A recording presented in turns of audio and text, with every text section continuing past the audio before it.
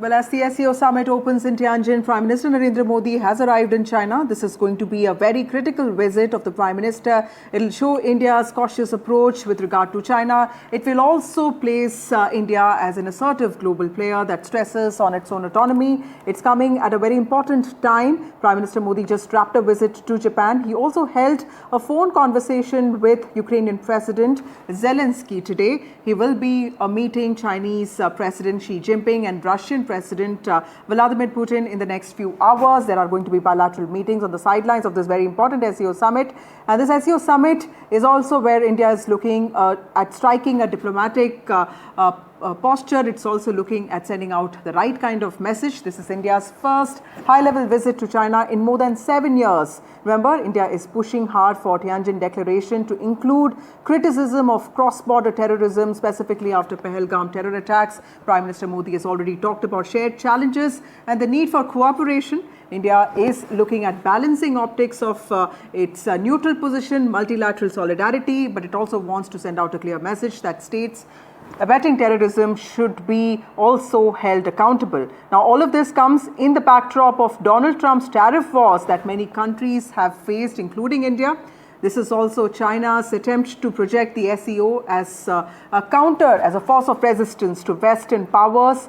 And also in spotlight is India's uneasy trade equations with Beijing and, of course, the border clashes that took place in Galwan in 2020 and the deficit that we have with China with regard to trade. But how is the summit going to place India firmly when it comes to security challenges, posturing and strategic recalibration? Will India and China move beyond what happened in Galwan? How is this summit going to change the discourse of geopolitics? Let's take a look at this report.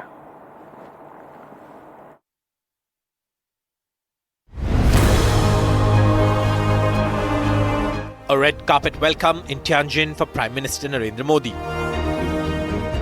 His first visit to China in 7 years. Soon after touching down in Tianjin, Prime Minister Modi met the Indian diaspora. He also enjoyed an Indian classical music performance by Chinese musicians.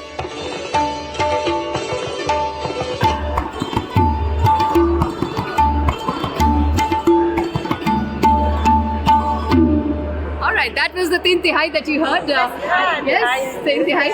Why don't you answer? Tell me, what is it that made you choose Indian culture and tabla to learn? Not a very popular percussion instrument chosen by women. So why did you decide to choose the tabla?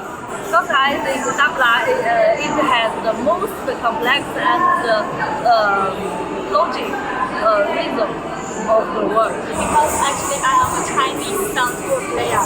In China, dancehall called Yangqi gives a different shape. So my PhD paper was focused on the improvisation of Indian classical music. This visit follows nearly a year of calculated engagements. And now, Prime Minister Modi is expected to hold talks with Chinese President Xi Jinping. But with tensions still lingering, can the two Asian powers bridge the trust gap and realign their strained relationship? From border tensions to security risks, the India-China trust deficit runs deep. Add to that China's deepening military ties with Pakistan that were highlighted during Operation Sindoor, and India's security concerns have only intensified. Although China condemned the Pahalgam attack, its double standards were on full display on the global stage, professing solidarity with India, all while arming a terror state. The Prime Minister's visit also comes as China recalibrates its foreign policy amid growing friction with the West. A sweeping trade war has only isolated Beijing further. And with the United States seen as a common rival, is China seeking genuine ties with India or just building alliances to counter the American pressure? Trade routes are reopening, people-to-people ties slowly rekindling.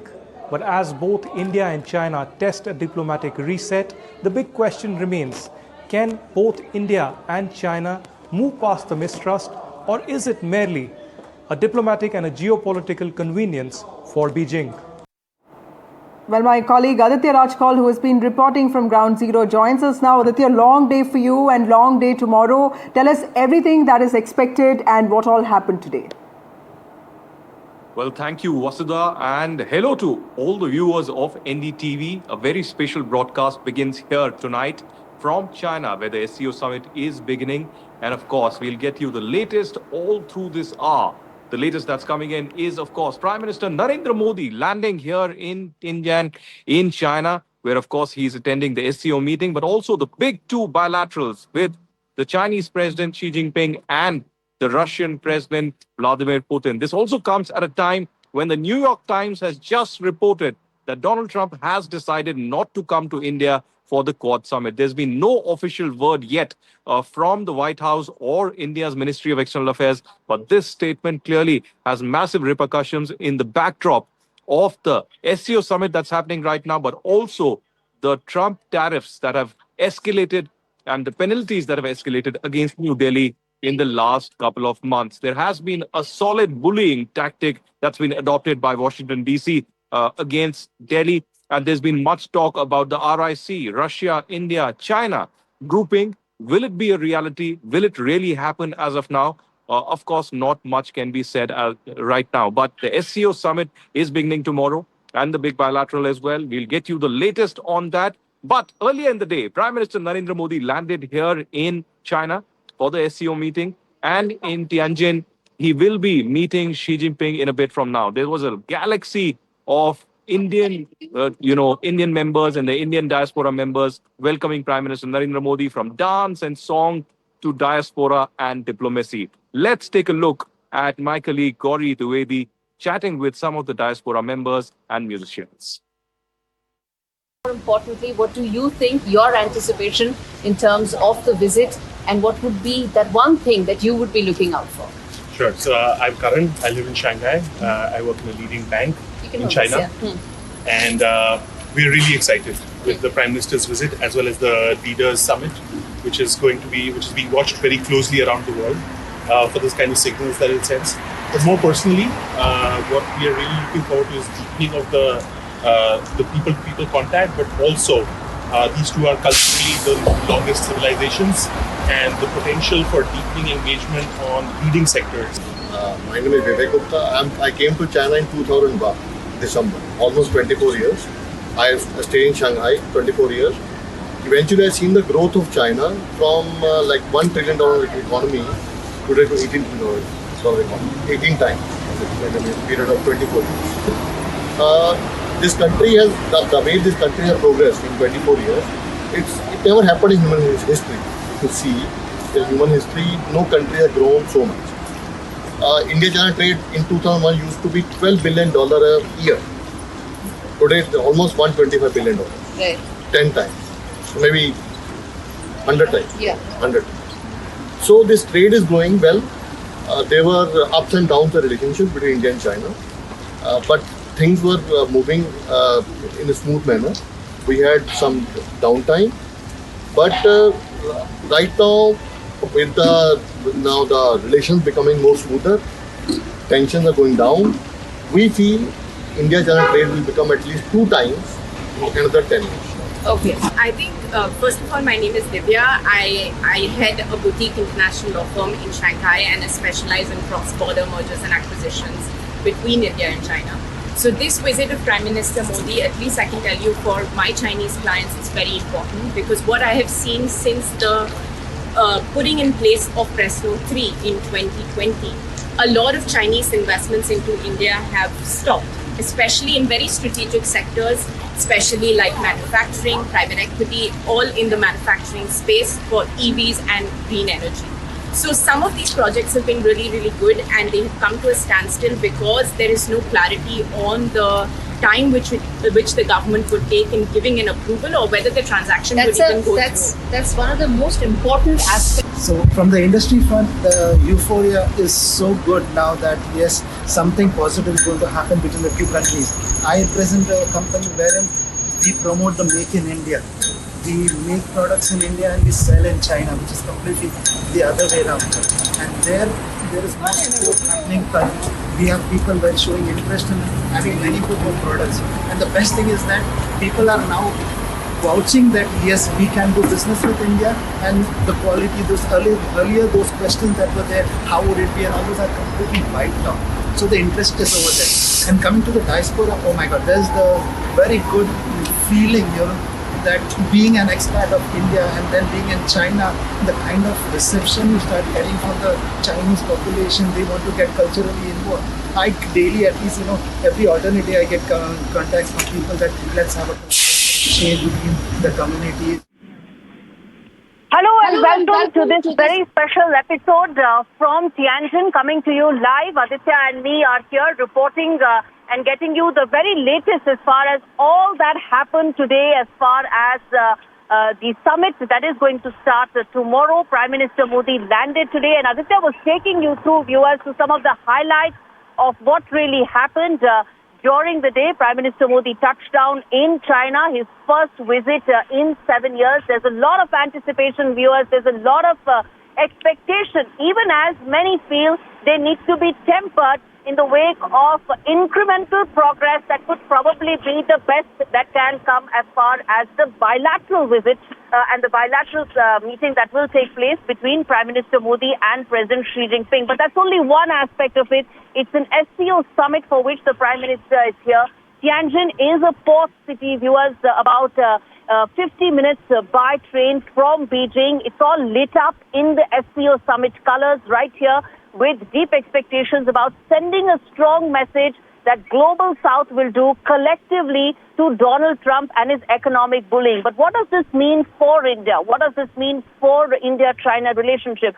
And how should we be reading the next steps that will happen from here on? My colleague, in fact, Aditya Rajkal, spoke to a young Chinese scholar, a researcher in Beijing, to better understand in terms of how the next step, the roadmap, could possibly come out from that all-important meeting that will take place tomorrow. Listen into that exclusive conversation. It has not been well over the last few years, as you know. You're from Jammu and Kashmir, I'm from Jammu and Kashmir, but we've seen the Galwan happening. We've seen for the first time in 40 years the crisis. And then the Operation Sindoor after the Pahalgam terror attack in Jammu and Kashmir, where it was said that Chinese were helping the Pakistanis. So how do you see strategically otherwise? Do you think that China and India at this stage during the tariff war are likely to come together? Is there some kind of a positivity that you see? I think it is a positive step, but also in terms of Indian foreign policy, we have been very clear in ensuring that we are maintaining our strategic autonomy and we do not let just military disputes get in the way of our larger goal, which is of having more integration in terms of our conversations with our neighbors, having better policies with our neighbors. And though it's true, for the past few years, all has not been well when it comes to India and it's the countries that it shares its land borders with. But I believe that with China, because India and China are such huge economic trade partners, that relationship is more significant. And in terms of my conversations which I had with my Chinese counterparts here who've been researching about India-China relations, they also mentioned that they were baffled when the two countries went completely intermediate, and mainly from India's side. And for them, it was like border dispute has existed for a while now. The live coverage from SCO Summit in China continues exclusively here on NDTV. We are giving you live updates on the latest developments that are coming in, each and every angle, each exclusive, each question answered here on NDTV. And of course, we are running up to that curtain raiser of the SCO Summit. And here's a special report from NDTV, what to expect over the next 48 hours.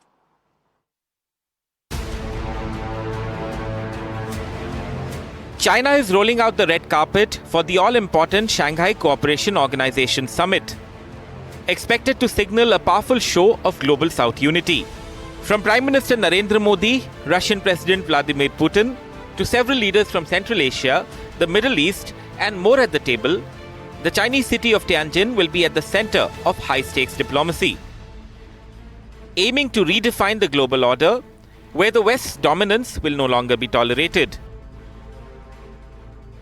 All eyes are on the expansion of the SCO, with this year's summit likely to be the largest since the bloc's conception in 2001. trade and counter-terrorism are expected to dominate talks. India is pushing for a strong condemnation of terrorism, including cross-border terrorism, in the joint declaration. Roughly 6 months since the devastating Pahalgam attack. Declaration at this summit that is under finalization, the text.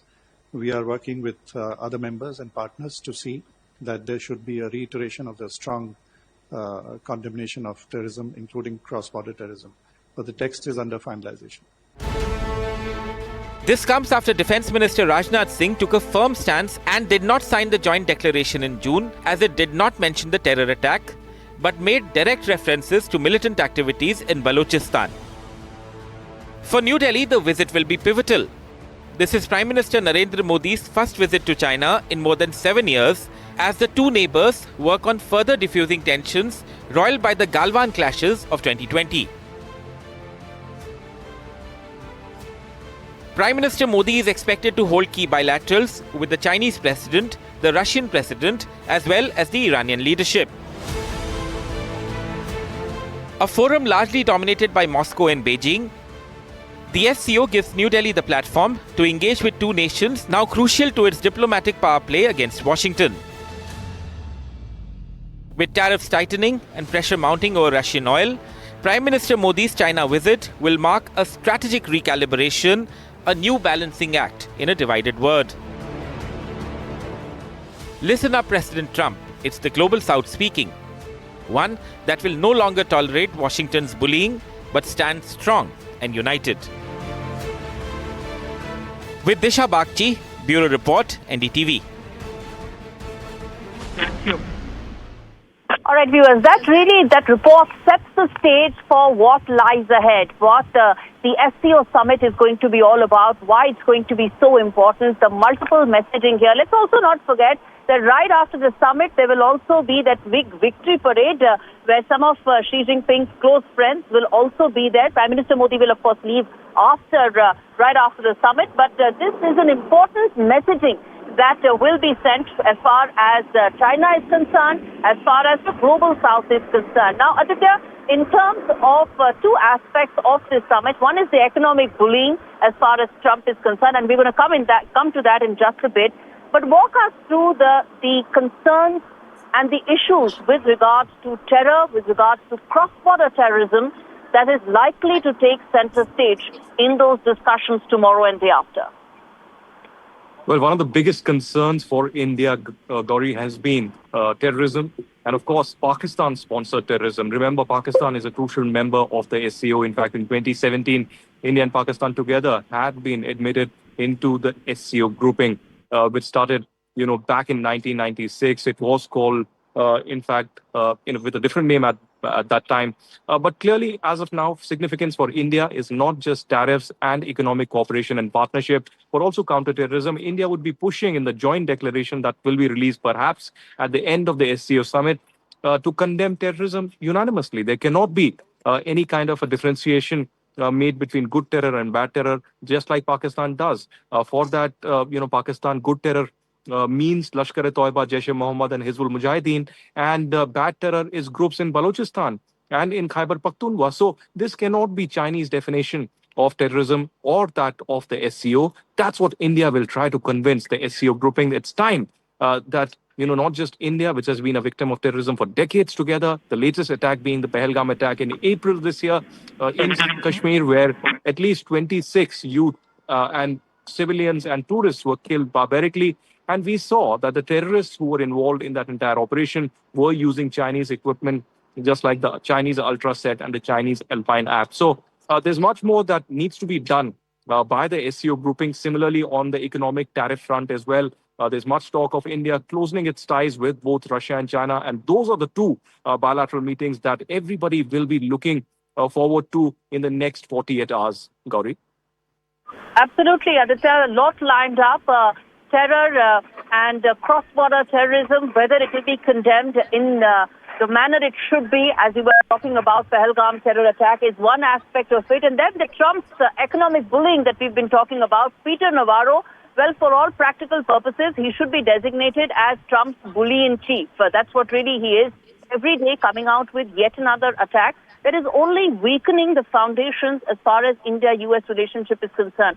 How much of that is likely to feature in these talks is something that my colleague Vedika talked about and spoke to Ravi Agarwal. He is the editor-in-chief of Foreign Policy magazine, to really help us understand that will Trump's economic bullying take center stage here in Tianjin, in the SCO Summit deliberations, and will there be a concerted collective response in terms of a message to the Trump administration? Listen into a slice of that conversation.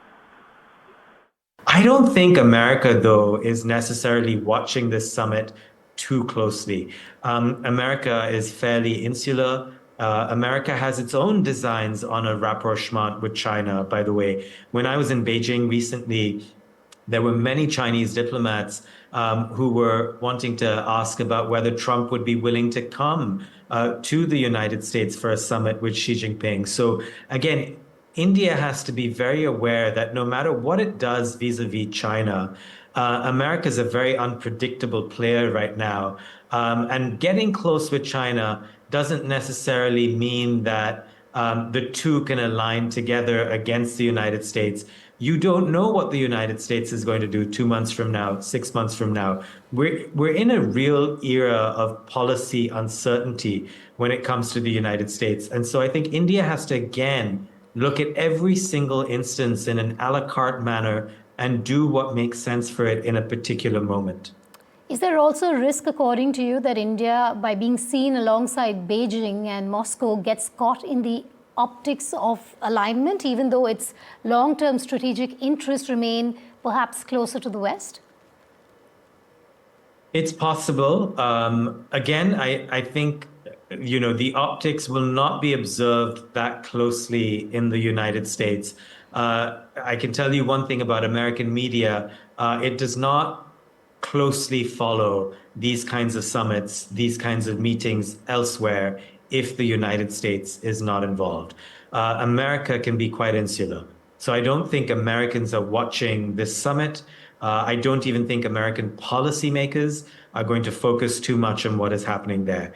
I think what American policymakers will care about is whether they have their own line open to India and whether they have their own line open to China. Okay, very interesting of Ravi Agarwal to say that the Trump administration may not be monitoring this commentary that will come out or the messaging that will come out of SCO Summit. But Aditya, one thing that I've seen and figured out as far as the Trump administration is concerned is Donald Trump cannot resist a good post on social media. So how do you see a response coming in from Washington after these developments at the SCO shape up? The two bilaterals and also the collective summit declaration.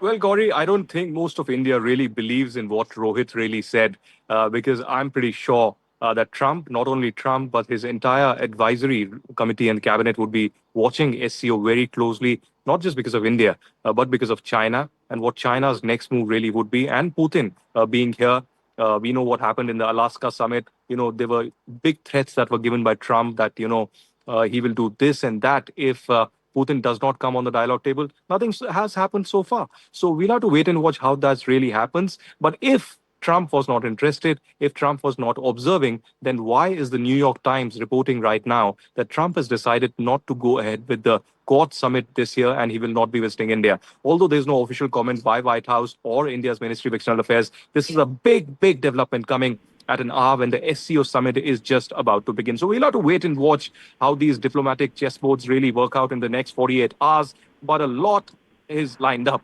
certainly not just here in China, but all across the Western countries as well. Indeed, there is a very timely development that's coming from Donald Trump's administration. The message that he will not attend the Quad summit this year, scheduled to be held in India. It's not been officially said, but that's what we're going by, what indicates. If that is correct, then that is posturing by Donald Trump as well. Now, what happens to India, China in the wake of this continued economic bullying? Should they come together? Will there be a collective response? And will they also be able to work collectively as far as terrorism is concerned is a key question. Remember, as Aditya has also been saying, that Pakistan is the laboratory of Chinese weapons. We are not saying that. That is the Deputy Army Chief who said this after Operation Sindoor. Now, listening to Victor Gao speaking to Vedika Sood about the possibility of India and China coming together on more avenues than trade. Is that even possible? Can India trust China? Those are very big questions. Let's see if Victor Gao can answer some of those in that exclusive conversation with Vedika Sood. How do you read the significance of Indian Prime Minister Narendra Modi and Chinese President Xi Jinping meeting at the SCO, particularly when both leaders are navigating tense relations with Washington? For Prime Minister Modi of India to personally come to attend the SCO Summit, and for his meeting with Chinese leader, the Chinese President Xi Jinping, are both very important occasions. I would say China and India, being the only two superpopulations in the world, meaning each having a population above 1 billion people, they have tremendous amount of responsibilities for themselves, for each other, and for mankind as a whole. Now, in the world of today, when both China and the Indian government and the people are facing maximum pressure from President Trump and his government in this wrongful tariff war against both China and India, China and India really need to compare notes and decide on their own strategy as to how they will fight back. We all know India's stand on the BRI, but let's move to terrorism now and talk a bit about terrorism as well. India has repeatedly raised the issue of cross-border terrorism as well at SCO. How does China balance its deep ties with Pakistan while addressing New Delhi's security concerns, especially after the recent terror attack in India? I would say China, as a matter of principle, condemns terrorism of all colors, shapes, and forms, wherever it happened. On the other hand, China also calls on all parties involved to exercise their own responsibility. And whenever there is a terrorist attack, we need to exhaust all the investigations to find out the real culprit of any of these terrorist attacks, and not jump into the gun as if, for example, you know for sure which country is behind any particular terrorist attack. I hope between China, Pakistan, and India in particular, whenever there is a terrorist attack happening on the Indian subcontinent or involving China, we will be on the same page, condemning the terrorist attacks and work together to cooperate with each other to really get to the bottom of the situation. All right, we'll wrap things up with that, but our rolling coverage as far as the big meeting between Prime Minister Modi and President Xi Jinping continues. Our rolling coverage of Prime Minister Modi's first visit to China in 7 years concludes. At the bottom of your screen is that timeline, that clock that's running that tells you how soon that meeting will take place. With that, it's a wrap from me and Aditya, signing off today from Tianjin. We come back with more details, more updates, and Aditya, all the big stories right here to you first on NDTV.